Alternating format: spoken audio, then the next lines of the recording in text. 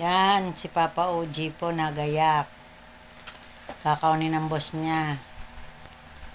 Galing pong Bohol. Punta siya ng Naiya. Naiya. Doon po siya dediretso sa Naiya. Paano oras? Hindi ko na, alas 8. Alas 8 po ang alis ni Papa OG din sa amin. Siya po ay Pamaynila na uli. Yan po ang trabaho ni Papa OG. Driver po siya sa isang government employee dito sa Batangas. Sa Kapitolyo po siya nagtatrabaho. Siya po pagka po may meeting sa iba-ibang lugar ang kanyang boss, di inihahatid po niya sa Naiya or kung saan man. Minsan naman po siya kasama pag sa malalapit lang. Tiga pa. Ayan po. Ayan. Maaga pa naman po, 7:15 pa lang. Nakaalmusal na din po kami. Ayan, kaya po siya lumigo na. Hindi ko na po naipakita yung pag-aalmusal. Tsaka yung paglalaban namin, hindi na namin naipakita. At yung pag-aalmusal namin na kanina, naligo na din po siya. Kaya habang siya po yung naka-relax nagsasapatos, ay aking ibinlag muna po siya. Sabi ko, bibidyuhan ko muna siya habang siya ay nakaupo. O parang ang dilim ng kuwa, tinan mo. Hindi. Ha? Hindi naman. Ayan po, nakaupo siya. Maya-maya pa po siya aalis. Maaga pa po. Nagre-relax muna po. Yun, naglalagay pa siya sa mata ng hisop. Para pag bumiyahe ay maliwanag. Tingnan ninyo, ako'y nagpusod lang ako ng buhok. Ganari ako pag walang pasok. Wala po akong OT ngayon. Pinupusod ko lang yung buhok ko at yan. Tulog pa po ang mga bata. Si Benedict at si Faith ay tulog pa. Kaya maya-maya mag-isa na uli ako din at si Papa OG ay paalis na po. Kaya po ako'y ganari lambutin pa. Kahit po kasi walang pasok, maaga din kaming gumising ni Papa OG. Yan, maaga po kaming tutulungan. Nilabahan ko na po kagabi, tas babanlawan. Ngayong umaga, sasampay naman po ni Papa OG. Ay dinrayan na po namin. At dahil nga po maulan din sa amin sa Batangas. Ayan po.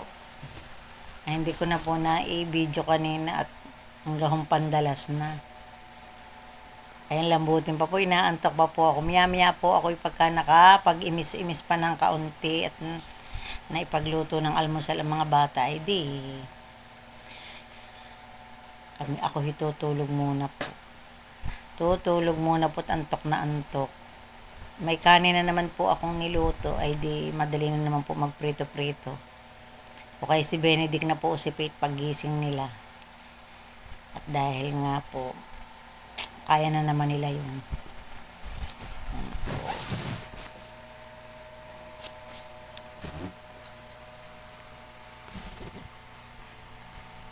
Ako po mamaya ay mamamalansyang pahapon, may labahin pamputi.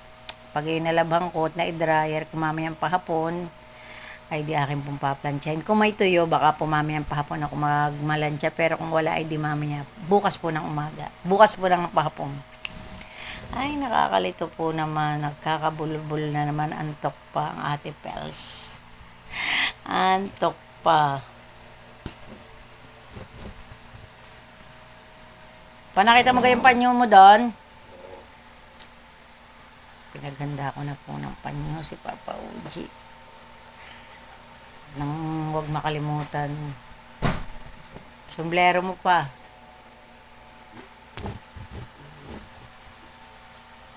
Sombrero ni Papa OG, pinapaalala ko po. Baka makalimutan ay naambong po din ngayon.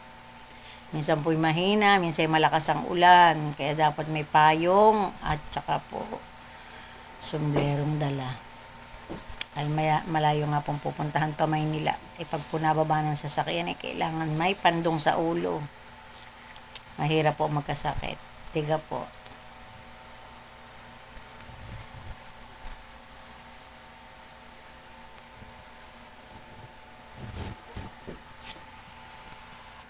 Yan. Alis na po si Papa Oji. Abay pa. Babahay. Pakis mo na. Nakita. Pakis ako. Nakita po. Yan po si Papa Oji. Alis na po siya. Abay pa. Yan po mga aso. Oh, boy, si Timmy. Sit namin ang simulaki-maki. Yan po ang aking mga aso. Oh, yan oh. Po, nasunod na po. Nasunod po kay Papa Oji. Pag naalis po, ari pabitin-bitin. Kalay kasama. Kalay kasama ng pag-alis.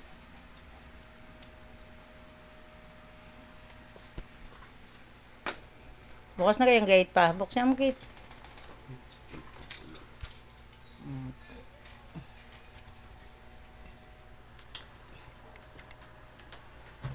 Bye-bye. Ingat ikaw. Ang susi.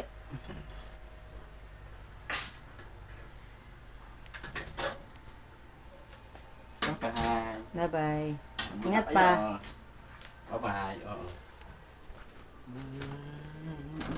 Ang ganda ko tapat yun. Sa iyo. Ang lakad na. Ay, baka makatakbo. Hindi. Bye-bye. Ingat.